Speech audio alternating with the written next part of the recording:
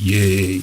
Então liga seu sininho. Deus do Brasil, um canal de YouTube feito por 3 pessoas lindas. No canal são 3 vídeos por semana, gente. Rafa e Nuni, todos na tela. Rafa, nosso editor, Nuni, nossa artista gráfica. Entre no Clube dos Canais, manda um pix pro tio, pelo amor de Deus!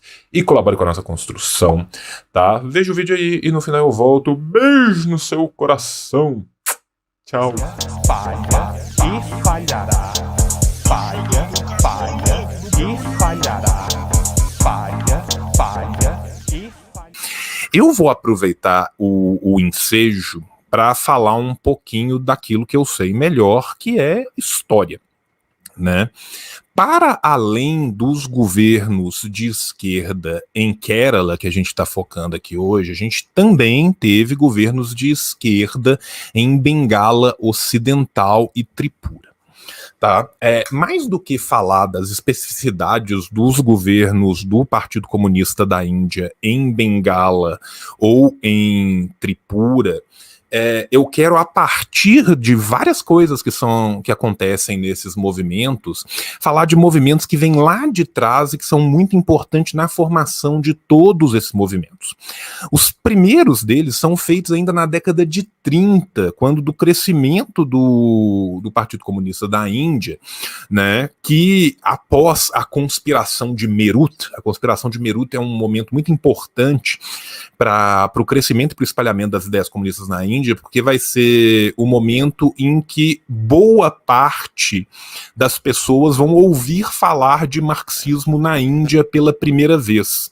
A conspiração de Meerut, ela acontece entre 29 e 33 e ela é basicamente um ataque do Raj britânico aos comunistas, porque, né, haviam tido em 28 e 29 duas greves gigantescas em Maharashtra, né, em Bombaim, onde ficava o setor têxtil, muito importante para o colonialismo inglês, e em Bengala, que nessa época não era Bengala Ocidental e Bengala Oriental, porque Paquistão e Índia eram uma coisa só, que foi uma greve dos ferroviários.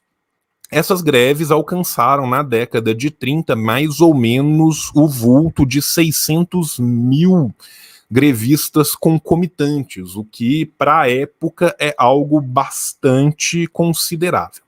Pois bem, após a conspiração de Meerut, né, o que aconteceu? Os principais líderes do Partido Comunista Indiano foram julgados, né? Os 33 principais líderes do Partido Comunista Indiano foram julgados, dos quais 27 foram presos ou degradados, e os outros 6 eram brahmanes com boas ligações. Né? Então a gente vê como é que funciona a questão de casta dentro da Índia.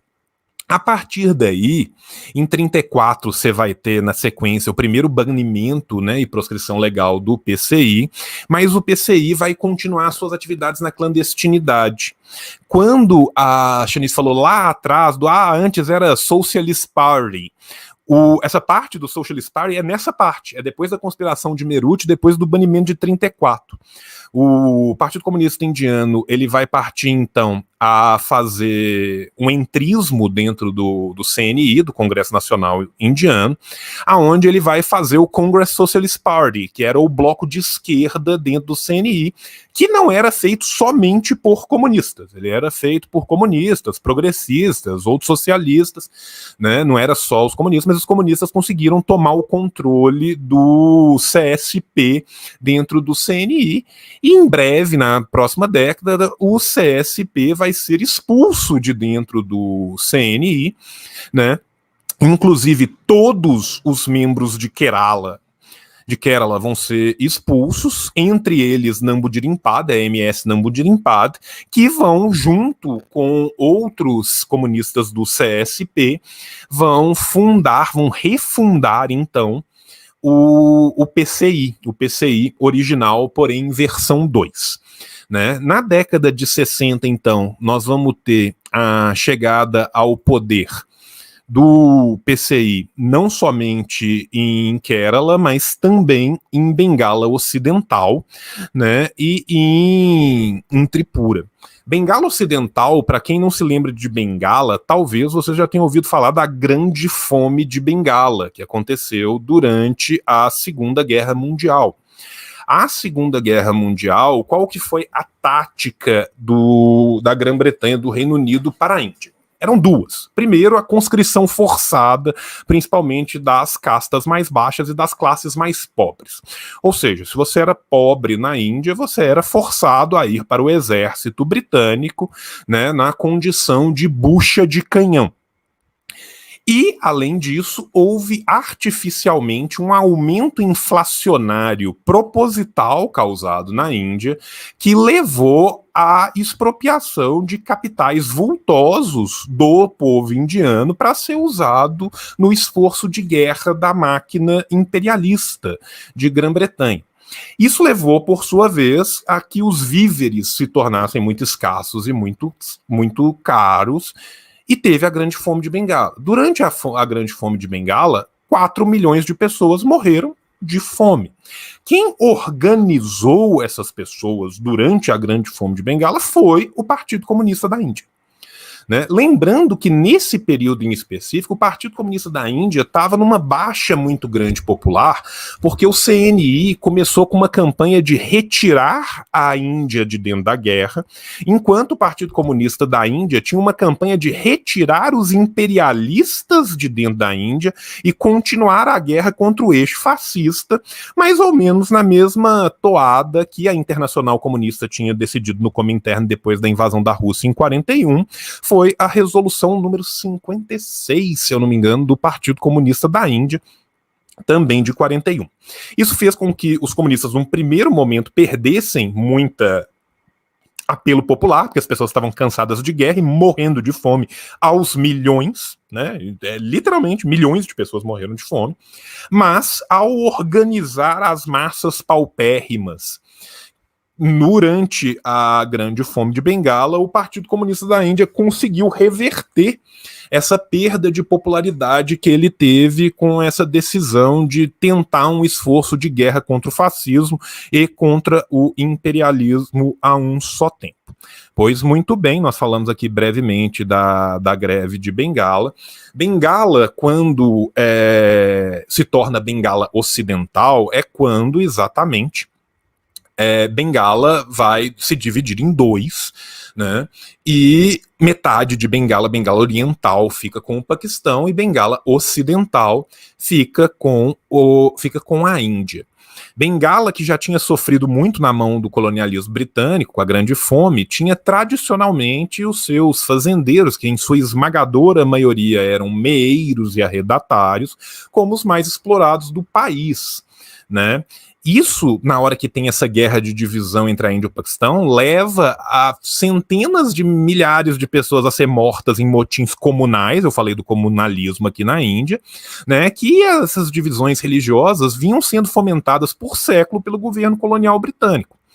Para além disso, você tem um deslocamento massivo de refugiados, tanto dos refugiados muçulmanos rumo ao Paquistão, como dos outros refugiados rumo à Bengala Ocidental na Índia. O que acontece? Os comunistas, que já tinham sido a linha de frente do enfrentamento à fome de Bengala, vão começar a liderar vários movimentos contra a fome e contra o pauperismo na década de 50, quando os pobres rurais passam a invadir Calcutá, que são os chamados Buka Michil, né, que é a procissão dos famintos. Além disso, aquela organizaçãozinha que eu falei lá de 1936, né, a All India Kisan Sabha, a união de todos os camponeses da Índia, vai se unir em Bengala com o movimento Tebaga para ajudar as reivindicações por reforma agrária. E vai ser isso que vai levar com que, primeiro, né, você tenha uma eleição da Frente Unida, que não eram só os comunistas, era o PCI marxista, já com a sua cisão, e outros movimentos de centro e de esquerda, né, que durante a década de 60 vão ter 2 períodos eleitorais que eles vão comandar o governo de Bengala, e a partir de 77, a Frente Esquerda, que aí vai ser o PCI original, o PCI marxista, e outros partidos de esquerda, que é o Partido Socialista e a União dos Progressistas da Índia, uma coisa assim, vão se sagrar vitoriosos e vão comandar o estado de Bengala Ocidental por 34 anos seguidos. Né? O que eles vão fazer para conseguir comandar esse estado durante 34 anos seguidos? Basicamente, reforma agrária e redistribuição de terra. A redistribuição de terra em Bengala, ela foi tão gigantesca que ela chegou a alcançar 50% de todas as retribuições de terra da Índia durante a década de 2000. Tá, a primeira década do século XXI. Isso significa 3 milhões de pessoas recebendo terra, e significa 1,5 milhão de meeiros que obtiveram registro das suas terras, né, e 55% desses destinatários ou eram Dalits, ou eram intocáveis, ou eram adivases, ou eram dos povos originários da Índia. Mostra-se aí por que esse governo se manteve tanto tempo no poder. Em Tripura, que é um outro estado, né, que foi tomado por uma onda de refugiados que vinham do Paquistão Oriental, que depois o Paquistão se subdivide, né, e o Paquistão Oriental vai se tornar o Bangladesh. Mais uma vez você teve guerras e tensões comunais brutais, tanto na década de 50 quanto na década de 60. Vai ser exatamente o movimento político conjunto dos comunistas do PCI e do PCIM, junto com o Ganamukti Parishad, que era o Conselho de Libertação do Povo de Tripura, que era basicamente formado por movimento dos Adivasi, que vão permitir que a frente esquerda liderada pelo PCI marxista chegue ao poder em 78. Ora, esses vários governos comunistas que a gente tem na Índia são governos comunistas eleitorais. A experiência comunista na Índia não se resume somente aos governos comunistas que chegaram pela via eleitoral.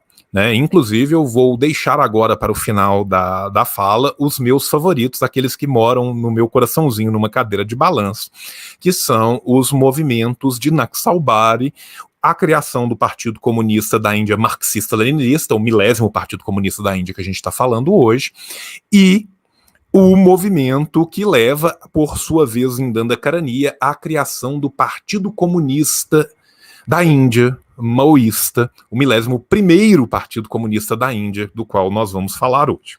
Né? Então, Lau Salam a todos os nossos camaradas que estão nos assistindo, saudações vermelhas para vocês. Vamos falar um pouquinho agora de Charu Mazumdar, falar de Naxalbari. Né? O Charu Mazumdar, que nasceu em 1919 e morreu em 1972, foi o maior ideólogo do movimento revolucionário de influência marxista-leninista maoísta, né? Conhecido como a Revolta de Naxalbari em 1967. Não somente ele guiou ideologicamente a Revolta de Naxalbari, como também o seu pensamento de todo e qualquer movimento maoísta indiano desde sua morte vem sendo guiado pelos escritos e pelo exemplo de vida revolucionária deixado por Charu Mazumdar. Né? Charu Mazumdar, ele teve um pai que lutou contra a independência da Índia do domínio britânico, teve uma família que o apoiou, ele era de uma classe mediana da região de Bengala, né? E ele abandona a faculdade em 38 para se juntar ao PCI, que então ainda estava proscrito, onde ele vai militar na AIX, né, que é na frente camponesa, All India Kisan Sabha, né, a frente camponesa de toda a Índia. Ele vai ser perseguido pela polícia e passa a atividades clandestinas até que em 1942 vai se tornar membro do Comitê Distrital de Jalpaiguri.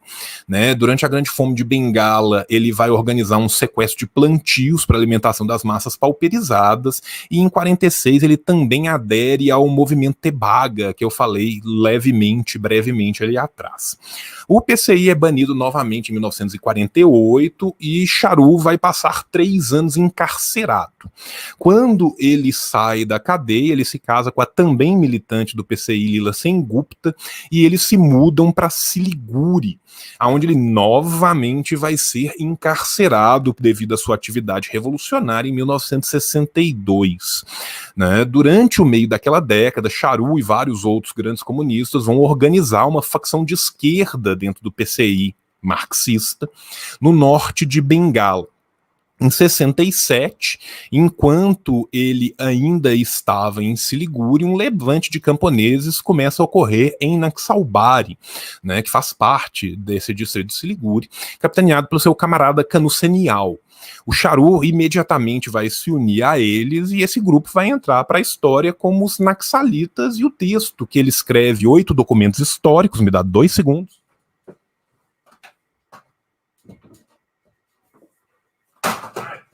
Eu tenho. Desculpa mal. Este texto aqui, esta é a versão antiga, tem uma versão nova com a capa mais bonitinha, né? Vai se tornar não só o resumo da história, mas também da ideologia naxalita de guerra popular prolongada. No mesmo ano, ele vai romper com o PCI marxista e vai fundar o All India Coordination Committee of Communist Revolutionaries, o Comitê de Coordenação dos Comunistas Revolucionários de toda a Índia, o qual, em 1969, se transforma no PCI-ML, o Partido Comunista da Índia Marxista-Leninista. Ele vai ser capturado pelo Estado indiano, que vai mandar o exército contra a população de Naxalbari, não somente o Exército Nacional, várias milícias paramilitares e a polícia de Naxalbari, além de grupos hindutvas, aonde ele vai ser capturado e torturado até a sua morte. Bem, falando um pouco da região de Naxalbari, os comunistas em 65 e 66 já tinham ganho um largo terreno na região de Naxalbari, o chamado Grupo Siliguri. Siliguri é aquela região onde o Charu tinha se mudado depois da sua prisão de 62. E eles lançaram um levante fazendo um apelo ao início de uma luta armada prolongada. Diversas células camponesas foram criadas em toda a região, e em 3 de março de 67, os camponeses confiscaram um terreno gigantesco da região e iniciaram uma colheita para a divisão daquela colheita com os pobres, com os paupérrimos da região, lembrando que esta era uma região onde os levantes comunalistas eram muito comuns, onde os resquícios de feudalismo eram muito comuns, onde grandes proprietários de terra faziam da vida dos meeiros e arrendatários, né, um verdadeiro inferno. Os grandes proprietários de terra desse lugar se chamavam jotedars, na língua local, e em 18 de março os camponeses começam a confiscar a terra dos latifundiários. Comitês de camponeses para autogestão são criados em toda a região em menos de 4 meses, né? Os confrontos começam e a violência vai escalando a partir do momento que, uma vez que os comitês de camponeses confiscam para redistribuir a terra, grãos e armas desses jotedars, os jotedars buscam o auxílio do Estado, principalmente sobre a figura do CNI, o Congresso Nacional Indiano, que sempre está do lado dos grandes latifundiários e também dos grandes industriais.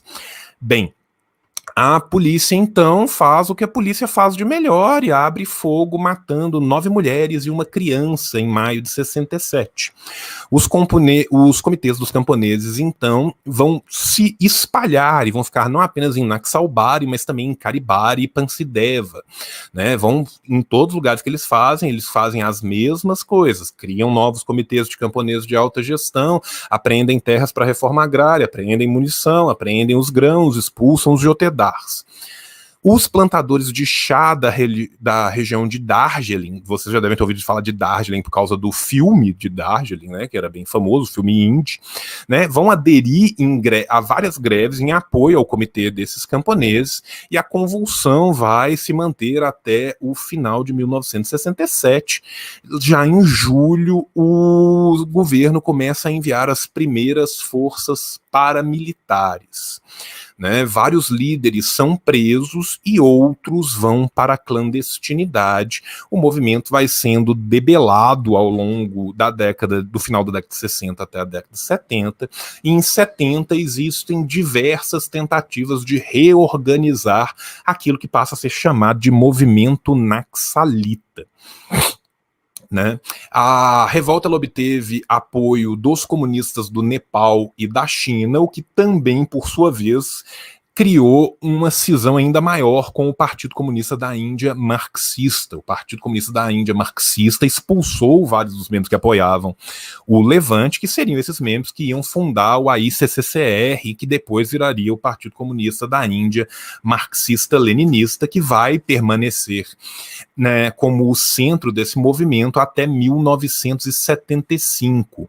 Um grande número de jovens vai se unir a esse movimento, e mesmo a revolta tendo sido reprimida com brutalidade finalmente debelada, ela mantém-se como um marco da política indiana, o que vai levar ao surgimento de vários outros movimentos na Índia, né? No estado de Bihar você tem o Lal Sena, o Exército Vermelho, na década de 70, e quando o Lal Sena vai chegando ao seu final, nós vamos tendo os novos movimentos naxalitas, quais sejam, principalmente no final dos anos 70 e no começo dos anos 80, os primeiros grupos maoístas, que vários deles tinham ainda participantes diretos da luta de Naxalbari e de Lal Sena em Bihar, Jharkhand e Uttar Pradesh, vão se instalar na região central de Dandakaranya. Dandakaranya é uma floresta gigantesca no centro da Índia, que a maioria dela está no estado de Chhattisgarh, aonde existe uma população gigantesca de Dalits e Adivasis.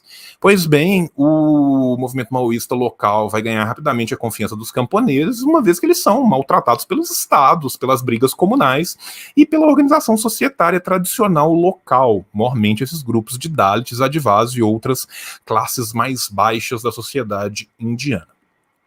Os grupamentos passam, então, a crescer de aldeia a aldeia e a guerra popular prolongada vai começar sua longa marcha. As áreas liberadas são cada vez maiores e agora elas passam a ocupar áreas nos estados de Chhattisgarh, de Odisha, de Andhra Pradesh, de Telangana, de Bihar, de Jharkhand e de Maharashtra. O Estado indiano, que cada vez está mais compurcado pelo câncer do neoliberalismo desde a década de 80, começa a assinar centenas de MDEs, o famoso Memorandum de Entendimento. O que são esses memorandos? São memorandos assinados entre o Estado indiano e empresas de grande capital, tanto nacional como estrangeiro, como transnacional, desde a década de 90, na verdade no final da década de 80 a gente já tem, que vão planejar o remanejamento de milhões de adivases, de camponeses, de Dalits, que ocupam e estão atrapalhando a expropriação e a exploração do rico solo da Índia Central. Não somente isso, mas também, para além do potencial hidrelétrico, para além do potencial mineral, a Índia Central, por ser um lugar muito pobre, é usada pela indústria do alumínio, que deixa a maior pegada de carbono do planeta. E eles querem colocar isso lá no meio porque é um povo pobre com o qual ninguém se importa. Pois bem, o povo passa a clamar aos maoístas pela sua proteção e o conflito começa a escalonar, né? A gente tem que lembrar que a gente já está sobre a égide do recrudescimento da extrema-direita hindutva, né? Que é esse hinduísmo político fascista, que vai ser sentido na formação de vários grupos de extermínio, tanto na forma da força-tarefa estatal que vai conduzir a operação Caçada Verde, que tinha esquadrão do exército, paramilitar, política local, além de adivases que eram forçados a unir a esse grupo de contra-inteligência, como também elas vão participar via CNI, sempre capitulacionista, sempre a serviço da elite financeira, do grupo militar Sawajudum. O nome Sawajudum significa, em Bengali, caçada de purificação. Você imagina que coisa boa que você pode esperar de um grupo que chama de caçada de purificação. Porra, foda, né? Que vai perseguir não só os, entre aspas, naxalitas, que é literalmente qualquer um, mas todo e qualquer camponês do território, né, que ele vai ser diversas vezes condenado pelo próprio Estado indiano e também por resoluções até mesmo do Acnur da ONU, por violações diversas que vão desde o estupro e o roubo até sequestro, assassinato grupal e a criação de massivos campos de concentração. O povo da Índia não gosta de usar, o Estado indiano não gosta de usar o termo campo de concentração, mas quando você pega várias aldeias e concentra elas num campo artificialmente, de onde você não pode nem entrar nem sair, eu não consigo pensar num nome melhor. Apesar de tudo isso, nessas áreas liberadas, o PCI maoísta vai criar as Janata Sarkars, que são aquilo que eu falei antes, né, que são os governos do povo, instituições de autogestão responsáveis pelas principais áreas de proteção, segurança, saúde, educação, comércio, administração, justiça, floresta e reflorestamento, cultura e educação, para criar uma verdadeira revolução verde dentro da área expandida de Dandakaranya, onde o povo possa viver uma vida plena, justa e pacífica. Por que os maoístas conquistam a confiança desse povo, né? Normalmente o ideólogo liberal, quando ele vai ver, ele fala assim, faltam ações de governança, falta uma gestão democrática mais plural. A verdade é que o Estado abandonou e abandona essas populações ao Deus dará, enquanto a insurgência do PCI maoísta age com o povo, dentro do povo e para o povo. Né? O Estado indiano, ou localmente ou nacionalmente, continua a enganar e a maltratar os Dalits, os Adivas, os camponeses pobres, os setores médios, para favorecer as máfias do grande capital nacional e transnacional, que só se importa com a lucrativa exploração do solo, das matas, das jazidas indianas, com um grande detalhe que o Estado indiano não chega a perceber, visto que desde 1991 os governos, tanto do CNI como depois do BJP, criaram uma competição entre os estados com base na máxima neoliberalista, que faz com que os próprios estados e o Estado Central Indiano perceba não mais do que 0,6% em média do lucro exaurido por essas empresas, e atrás fica um rastro de poluição, morte e dor para toda a população indiana, tá? Terminou. Muito bem, o vídeo terminou e agora você fica com o paraíso dos cupons. São 4 cupons. Tem da Boitempo, assim disse o João, 20. Tem do Lava Palavra, assim disse o João, 15. Tem da Revolustora, assim disse o João, 20. E tem das Ciências Revolucionárias, assim disse João. Tá tudo aí na descrição. Não esqueça de assinar este canal, de curtir, de comentar. Comenta qualquer coisa, gente. Pelo amor de Deus, ajuda a gente a espalhar a palavra deliciosa do comunismo. E na terça-feira a gente volta de novo. Beijo no seu coração. Tchau, tchau. Tchau, acabou. O capitalismo falhou, falha e falhará em cada uma das sociedades aonde